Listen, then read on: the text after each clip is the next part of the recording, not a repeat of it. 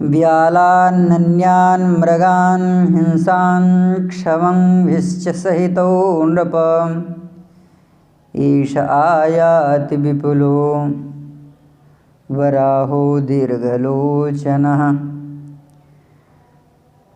एनं बाणेन संक्षिन्धि याति चायं मृगाधिपः अयमन्योऽथ महिषः शृङ्गप्रोतसरीसृपः एते खलु मृगा शार्धं शवैर्बाधन्ति शर्वसः एतद्भ्रमति सर्वत्र भीतं शशकुलं महत्। अखिल ब्रह्मांड नियंता परम अकारण करुणा वर्णालय भक्तवांछा कल्पतरु मर्यादा पुरुषोत्तम भगवान श्री राघवेंद्र सरकार, पूज्य चरण सद्गुरुदेव भगवान मधुमंगलमय संत समाज, भगवान की महती अनुकंपा कृपा से श्री धाम अवध में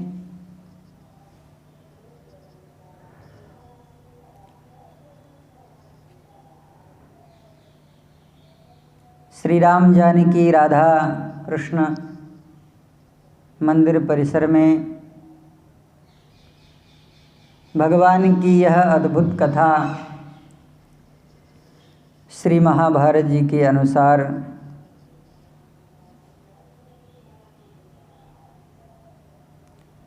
प्रस्तुत प्रसंग में बड़ा ही सुंदर कौतुक राजकुमारों का वर्णन है।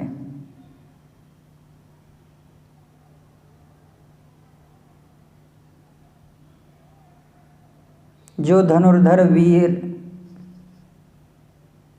ज्ञान की अप्रतिम प्रतिमा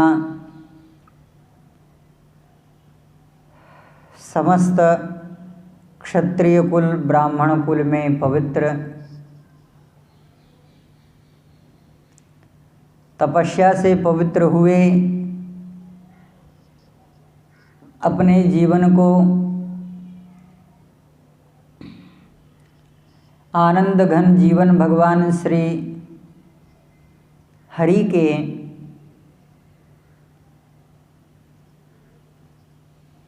लीला कौतुक में अपना अप्रतिम सहयोग प्रदान करते हैं।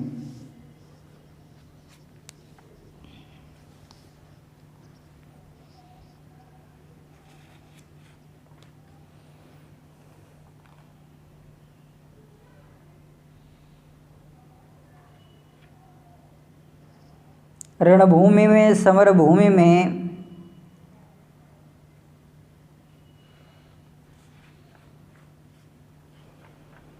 निकुंभ का वध हुआ।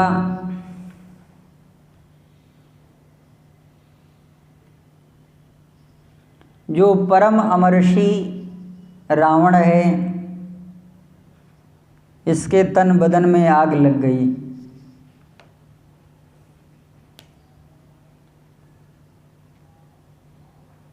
रावण परमामर्षि प्रज्वलो अनलो यथा, जैसे आग लग गया हो।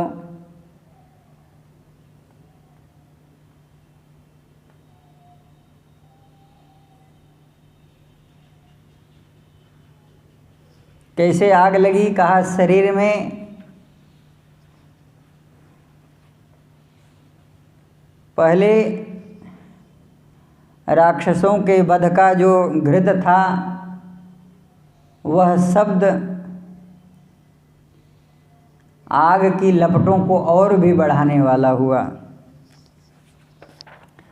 रावण ने खरपुत्र मकराक्ष से कहा, हे पुत्र, महर्षि यहाँ वर्णन कर रहे हैं कि दोनों हाथ से रावण अपने नेत्र को पोंछता है। नैरितः क्रोध शोकाभ्याम द्वाभ्याम तु परिमूर्छितः खरपुत्रं विशालाक्षं मकराक्षं मचोदयत्। खरपुत्र मकराक्ष से यह कह रहा है, गक्षपुत्रं मया ज्ञप्तो बलेनाभिशमन्वितः रावणं लक्ष्मणं राघवं लक्ष्मणं चैव जहीतांश्च वनौकशः। मेरा एक काम करो, रणभूमि में जाकर के शत्रुओं को संताप प्रदान करने वाले रघुनंदन राघवेंद्र सरकार का तुम वध कर दो। ये रावण कह रहा है। यह रावण के इन वचनों को सुनकर अभिवादन करता है। रावण की परिक्रमा करता है और रावण को आश्वासन देता हुआ अपने हाथ में त्रिशूल उठा करके रावण से कह रहा है, अद्य रामं वदिष्यामि लक्ष्मणं च निशाचराः शाखामृगं च सुग्रीवं वानरस्यासरोत्तमैः। बहुत विशाल वर्णन न करके स्वगत प्रसंग में आते हैं। यह मकराक्ष रघुनंदन श्री रामभद्र के समक्ष जाकर के कह रहा है,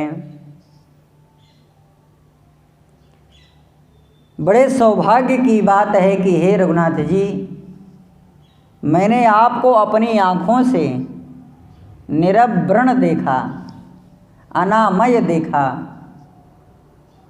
कोई अगर आपको मार देता तो मुझे बड़ा खेद होता। दृष्ट्यासि दर्शनं राम मम त्वं प्राप्तवान्निह। क्यों? कहा कांक्षितोषि क्षुधारतस्य सिंहस्येवेतरो मृगाः। जैसे बड़ा भूखा कोई सिंह हो और किसी नवजात मृग के शावक को देख करके बड़ा प्रसन्न होता है, दोनों हाथों को पटकता है, पूंछ को पटकता है और ढकारता है बड़ी तेजी से। यह उसकी प्रकृति है। हे रघुनंदन, मेरी यह प्रकृति है कि मैं आपका मृत्यु हूँ, मैं आपको मारना चाहता हूँ। अद्य मदबाण वेगेन प्रेतरां विषयं गतः ये त्वया निहता वीरा सहतैश्च शमिष्यति।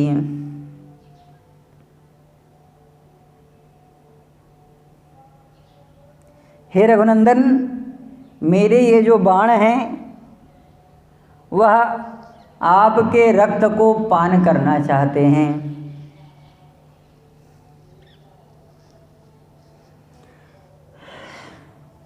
घबराइए नहीं, आपको डरने की आवश्यकता नहीं है। जैसे कोई महाशास्त्रार्थ वेत्ता किसी अल्पज्ञ शास्त्राध्येता से यह कहे कि तुम्हें जिस विषय में शास्त्रार्थ करना हो उस विषय में शास्त्रार्थ कर सकते हो। वेद में करो, वेदांग में करो, शास्त्र में करो, न्याय में करो, मीमांसा में करो, जैसे भी तुम अपने आप को सुदृढ़ चाहते हो, जिस विषय में तुम सुदृढ़ हो, हे रघुनंदन, ऐसे ही मैं तुम्हें कहता हूँ, जैसे भी तुम लड़ना चाहो, अस्त्रैर्वागदया वापि बाहुभ्यां च महाहवे अभ्यस्तं येन वा रामो तेनैव युधि वर्तताम। घबराओ मत, तुम जो कहोगे मैं वही करूँगा। और हे रघुनंदन, मेरी बड़ी चीर अभिलाषा है मैं तुम्हारा वध करूं। भगवान ने कहा कि आखिर इतना पराक्रम आप क्यों प्रकट करना चाहते हैं। कहा मैं बहुत दिनों से सोच रहा था कि भगवान मुझे ऐसा कोई सुयोग्य अवसर प्रदान करें कि मैं राम को मारने वाला बनूं। ऐसा क्यों?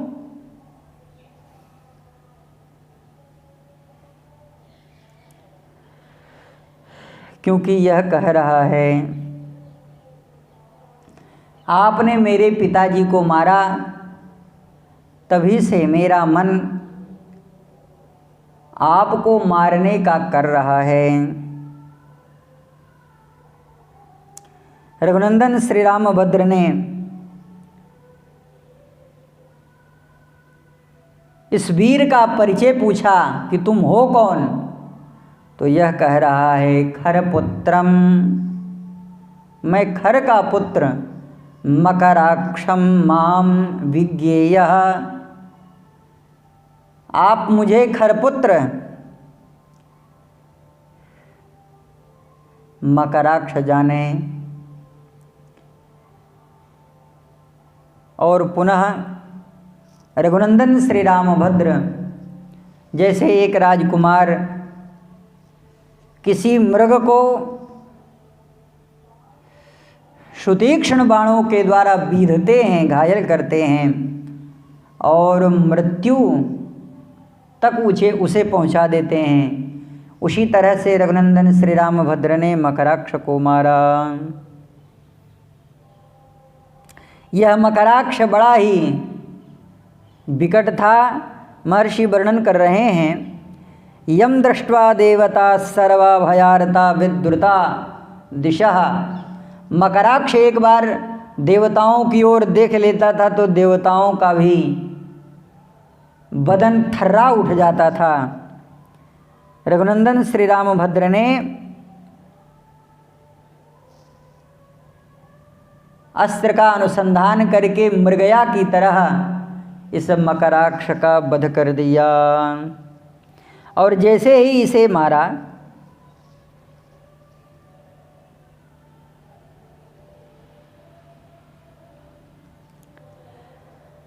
सक्षिन्नो नैकदा शूलो दिव्यहाटकमण्डलः व्यसिर्यन्तमहोल्केव राम बाणार्दितो भुवि।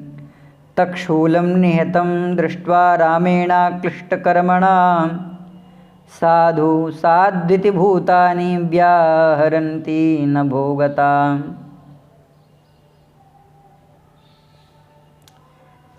रघुनंदन श्री रामभद्र ने इस दुष्ट को मार दिया। दशरथ नृप पुत्र बाण वेग रजनीचरम निहतम खरात्मजं तं ददृशूरथशुराभृश प्रहृष्टा गिरिमिव वज्रहतं यथा विकीर्णम्।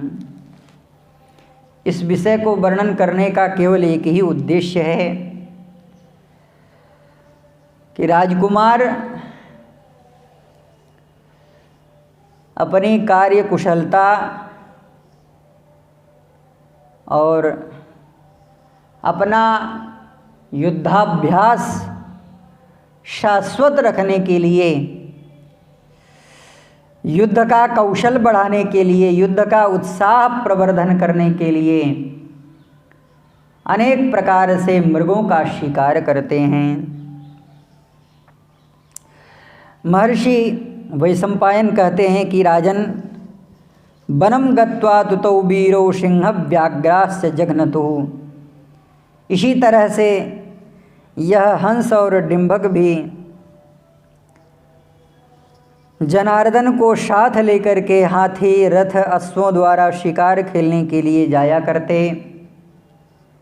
जंगल में जाकर के दोनों वीर ने आपस में बाणों द्वारा सिंह और व्याघ्रों तथा बाराहों का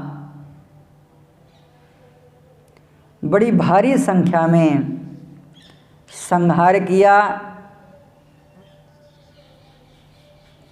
सर्प और अन्य हिंसक पशुओं को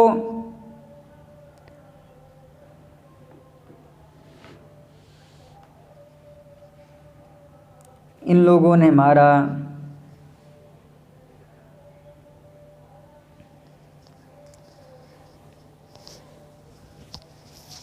और एक एक बातें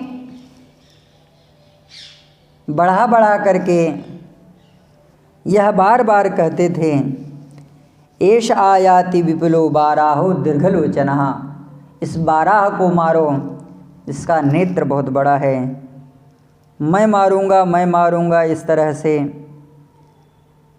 अपने आखेट को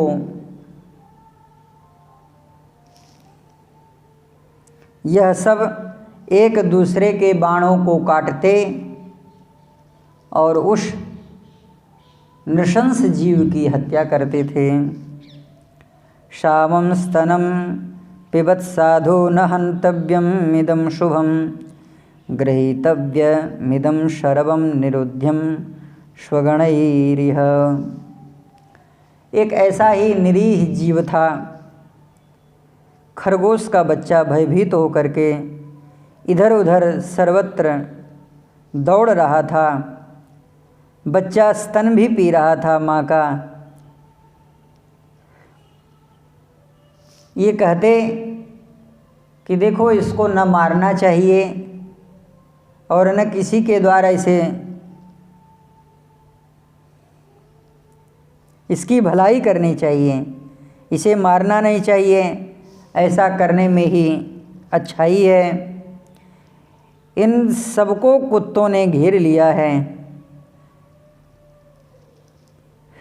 नृपश्रेष्ठ ऐसे करते करते इन लोगों ने बहुत से सिंहों को मारा, बहुत से व्याघ्रों को मारा और अंत में दिवस अवसान के समय इन लोगों ने यह निर्णय किया कि अब हमें परिश्रम नहीं करना है। अलम ही मृगयास्माकं श्रमं समपुजायते, अब हम थक गए हैं, अब किसी का वध नहीं करेंगे। शरः समीपम आगम्य मुनिसिद्ध निषेवितम, एक नृशंस कर्म करने का जो फल होता है वह बड़ा भयानक होता है। थक तो गए ही थे, उन्हीं वन बीहड़ों में एक बड़ा ही सुंदर आश्रम दिखाई दिया।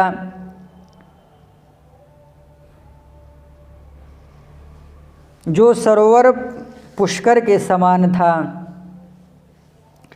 परिश्रम के कण इनके तन बदन पर, मुखमंडलों पर दिखाई दिया करती।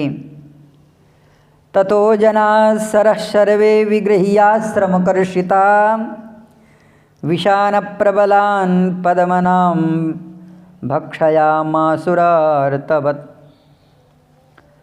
स्नान तो किया लेकिन भूख से अत्यंत पीड़ित हो गए। कुछ फल फलाहार करने के लिए तटीय क्षेत्रों में प्राप्त हुआ। इसी समय जब यह फल फलाहार कर रहे थे तब इन्हें एक आवाज़ सुनाई पड़ी। विश्रम्य शरसस्तीरे तदा शाते सुखम नृपौ अशृण्वतां परं ब्रह्म मुनि मुख्यौ समीरितम्।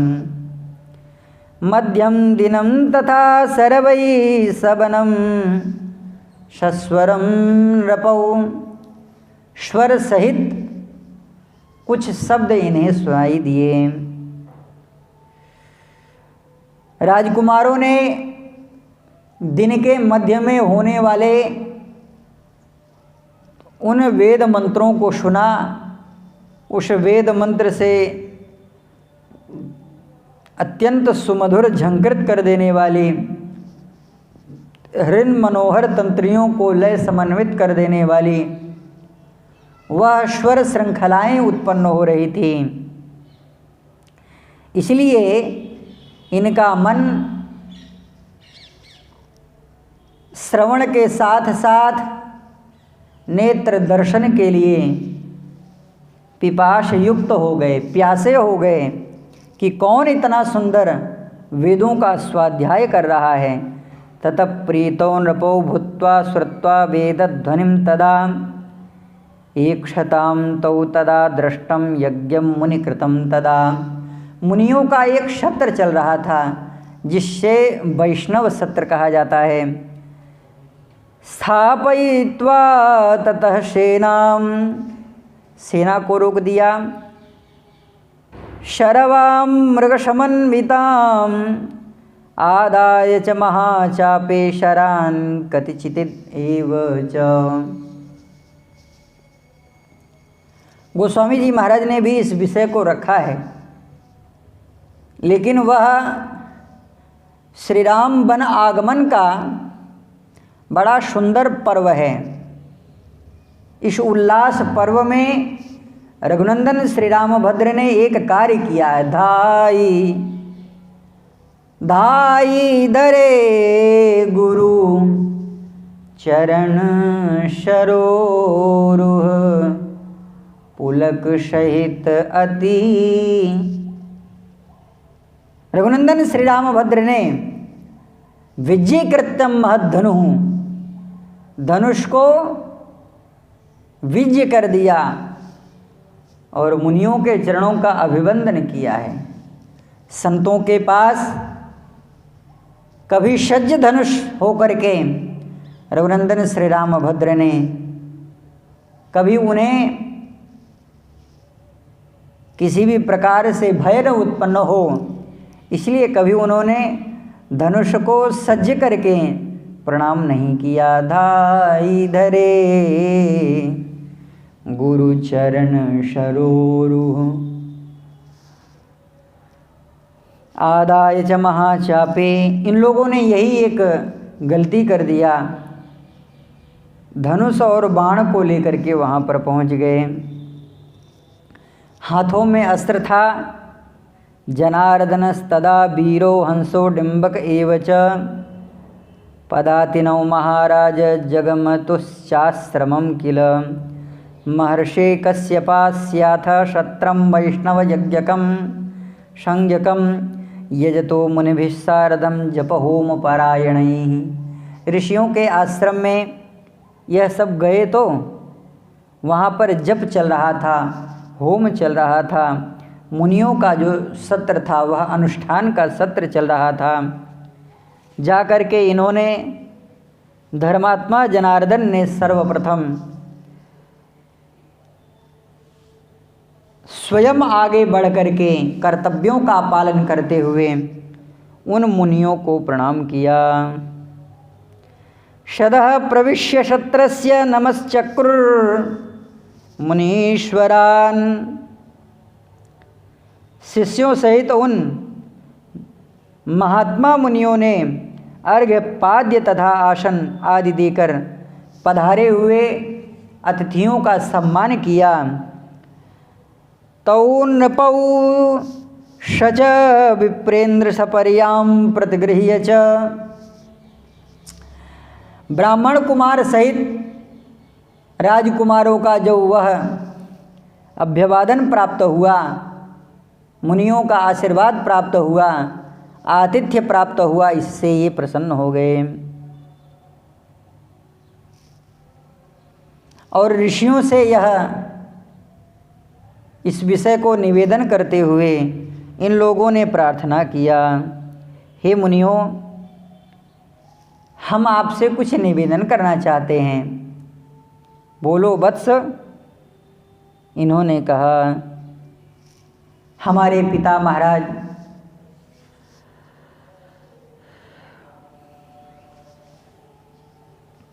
एक राजा हैं और हम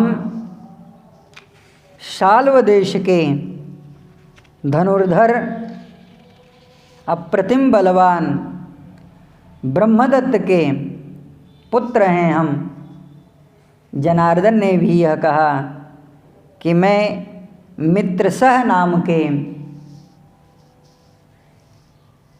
ब्रह्मर्षि ब्राह्मण का मैं पुत्र हूँ।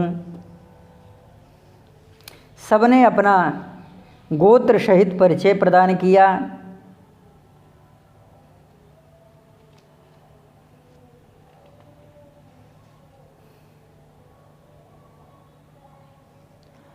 इन लोगों ने कहा कि हे प्रभु, जो हमारे पिता महाराज हैं, राजराजेश्वर हैं, यह भी राजसूय यज्ञ करने की इच्छा रखते हैं। राजसूयेन यज्ञेन कृत्वा दिग्विजयं वयं याजयिष्यामहे विप्रापितरं धार्मिकं नृप। आयान्तु तत्र विप्रेन्द्रा शिष्या सपरीक्षदा। तो क्या आप हमारे उस यज्ञ में पधारेंगे? वयमद्यैव सहितो दिशो जेष्यामये वयम्। हम दोनों भाई एक साथ सदा एक साथ रहने वाले हैं। हमारे साथ ये परम विद्वान जनार्दन जी भी हैं। हम तीनों आज ही दिग्विजय प्रारंभ करेंगे। यूँ तो अपने सैनिकों के समूह द्वारा हम यज्ञ का अनुष्ठान कर सकते हैं, लेकिन फिर भी क्योंकि हमारे समान युद्ध में दानव और देवता भी हमारा सामना नहीं कर सकते हैं, इसलिए फिर भी अजय्यौ शत्रुसन्धानम् अस्त्राणि विविधानि च इत्युक्त्वा बिररामैव हंसो मदबलान्वितः। वैसे तो हम लोग यज्ञ भी करते हैं, लेकिन हे महामुने, क्योंकि भगवान देवादिदेव महादेव के द्वारा हमें वरदान प्राप्त हुआ है कि हमारा कोई शत्रु नहीं है, और यदि कोई शत्रु है तो हम उसके ऊपर अजेय हैं। फिर भी अपनी इच्छा के अनुसार हम दिग्विजय अवश्य करेंगे। आप राजसूय यज्ञ के लिए अनुमति प्रदान करें। मुनियों ने कहा, यदि आप यज्ञ करेंगे, यह तो भविष्य की सूचना है, तो अवश्य ही हम शिष्यों के साथ वहाँ पर चलेंगे। अन्यथा अगर यज्ञ नहीं हुआ तो हम यहीं रहेंगे। तपस्वी मुनियों ने ऐसा कोरा सा उत्तर प्रदान कर दिया। ऐसा उत्तर क्यों दिया?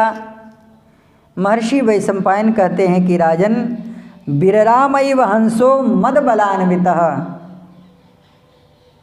यह गर्वोन्मदमत्त थे, उन्मत्त हुए।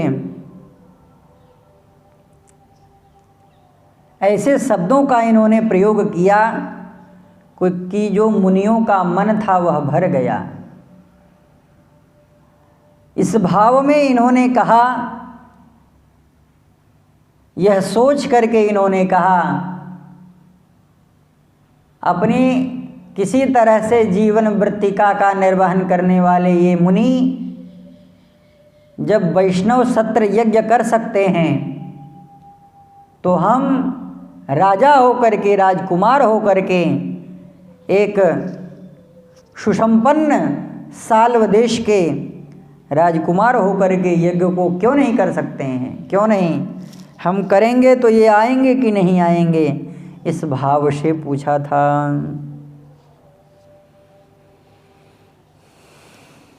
पुनः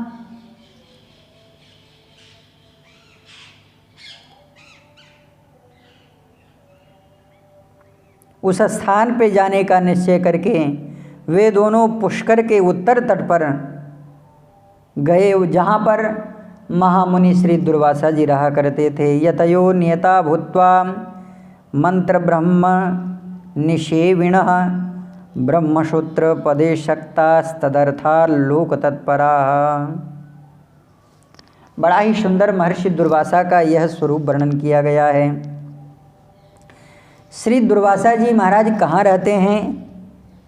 कहा यतिगणों का शौच संतोष आदि नियमों में तत्पर रह करके मंत्रमय प्रणव ब्रह्म का जप करने वाले और उन मंत्रों के अर्थ का चिंतन करने वाले यहाँ पर ऋषियों का समुदाय था। ब्रह्मसूत्रों के पदों का जो स्वाध्याय सदैव किया करते थे और उनके अर्थ में यानी ब्रह्म के साक्षात्कार में सदैव यत्नशील रहा करते थे, उनमें ममता और अहंकार का सर्वथा अभाव था।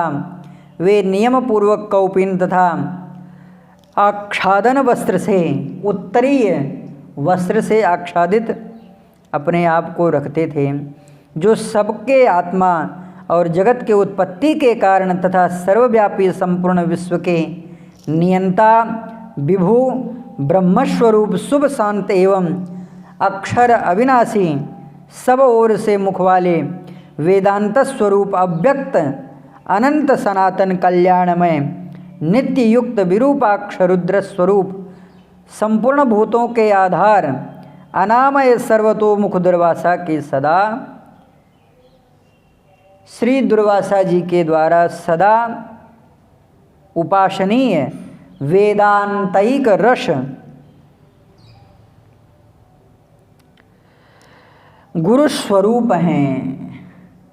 यानी ऐसे ब्रह्मर्षियों का समुदाय और महर्षि दुर्वासा के अनुगत में रहा करते कि दुर्वाससा सदस्योपास्य ब्रह्मैकांत रसम गुरुम तर्क निश्चित तत्वार्था ज्ञान निर्मल चेतसः हंसा परमहंसाश्च शिष्या दुर्वासस प्रभो गत्वा तत्र महात्मानौ तौ दृष्ट्वा तूर्ध्वरेतसम्।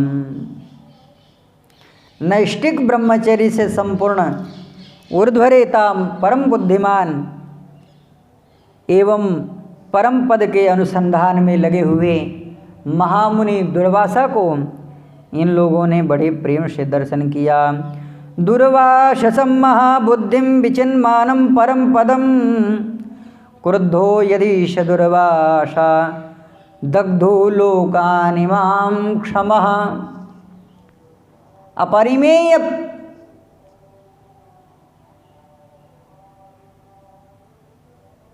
ब्रह्मैकतान पद से अभिलषित महर्षि दुर्वासा का यह वैभव था। देवा अपि च यं द्रष्टुम, अपनी नेत्र की भृगुटी जरा सा टेढ़ी कर दें तो देवता भी जल करके भस्म हो जाएं, ऐसे श्री दुर्वासा मुनि थे। रोषमूर्ति सदा यस्तु रुद्रात्मा विश्वरूप धृक् रक्तकौपीन वशनो हंस परमएव च। गिरुआ वस्त्र धारण किए हुए विश्वरूपधारी रुद्रात्मा उन्हें बताया गया है। परमहंस स्वरूप ब्रह्म स्थिति में जो लीन ऐसे महामुनि श्री दुर्वासा जी को देखने के बाद इन दोनों राजकुमारों ने और ब्राह्मण कुमार श्री जनार्दन ने आपस में यह निर्णय नहीं किया, ये कौन है? पूछा। को नाम सौ महाभूतः कायाशी वर्ण वित्तमः कस्यायम् आश्रमो नाम विहाय च गृहाश्रमः। अरे ये कौन है? और विरक्त परंपरा को अपने आप में धारण किए हुए, इनमें कोई वर्णाश्रम का कोई चिन्ह नहीं दिखाई देता। गृहस्थ एव धर्मात्मा गृहस्थो धर्मवित्तमः। अनाश्रमी नहीं रहना चाहिए, ब्रह्मचर्य से युक्त ब्रह्मचर्य आश्रम का पालन करना चाहिए। व्रत बिना व्रत के नहीं रहना चाहिए, अनाश्रमी नहीं रहना चाहिए, धर्मशास्त्र आदेश यह देता है। तो आखिर ये कौन है? इन्हें तो कोई नहीं जानता। कस्यायम आश्रमो नाम विहाय च गृहाश्रमम, यह किसका आश्रम है जो काषाय वस्त्र पहने हुए हैं। वर्ण विभाग के द्वारा विद्वानों में यह श्रेष्ठ जान पड़ते हैं, क्योंकि इन्होंने किसी भी वर्ण के आश्रम को स्वीकार नहीं किया है तथा इन्होंने गृहस्थ आश्रम को छोड़ करके किसी आश्रम का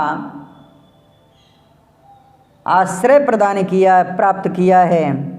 इसलिए गृहस्थ एव धर्मात्मा गृहस्थो धर्मवित्तमा गृहस्थो धर्मरूपस्तु गृहस्थो वर्ण एव च। वास्तव में गृहस्थ धर्म ही सुंदर है और गृहस्थ धर्म ही वर्ण है और गृहस्थ रूप ही धर्म का रूप है। गृहस्य सदा माता प्रीणनम जीवनम सदा ते बिनान्येन रूपेण वर्तते योति मूर्खवत्। वस्तुतः गृहस्थ आश्रम ही संपूर्ण आश्रमों की जननी, स्थापन और पुनर्पुष्टन और पुनः संन्यास आश्रम को परिपोषण करने वाला है। यानी मूल जो है वह गृहस्थ आश्रम है।